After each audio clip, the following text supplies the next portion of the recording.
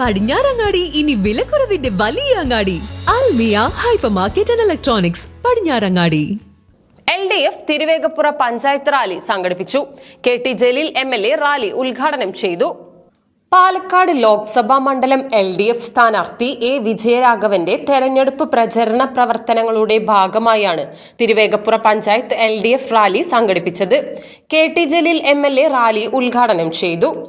ഒരു രാജ്യം ജനാധിപത്യ മതേതര സോഷ്യലിസ്റ്റ് രാഷ്ട്രത്തിൽ നിന്ന് ഹിന്ദുത്വ രാജ്യമായിട്ട് മാറുമ്പോൾ ആ രാജ്യത്തിൻ്റെ പേര് മാറ്റണം.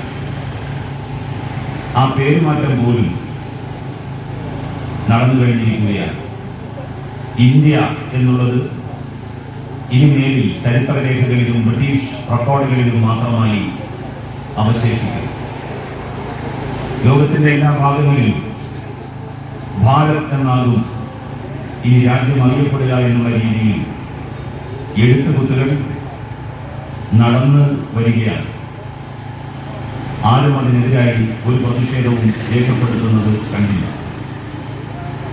ഹിന്ദുത്വ രാജ്യത്തിലേക്കുള്ള ഒന്നാമത്തെ ചുവടുവെപ്പാണ് ഇന്ത്യ എന്നുള്ളതിന് പകരം ഭാരത് എന്നാക്കി രാജ്യത്തിന്റെ പേര് മാറ്റിയത് എങ്കിൽ ഇന്ത്യൻ ഭരണഘടനയുടെ അടിസ്ഥാന തത്വമായ സമത്വം, തുല്യത, ഈ രണ്ട് കാര്യങ്ങൾക്കും എതിരായ പൗരത്വ ഭേദഗതി നിയമം രാജ്യത്ത് നടപ്പിലാക്കിക്കൊണ്ടാണ് ഹിന്ദുത്വ രാജ്യത്തിലേക്കുള്ള രണ്ടാമത്തെ ചുവടുവെപ്പ് മോദി സർക്കാർ നടത്തിയിരിക്കുന്നത്.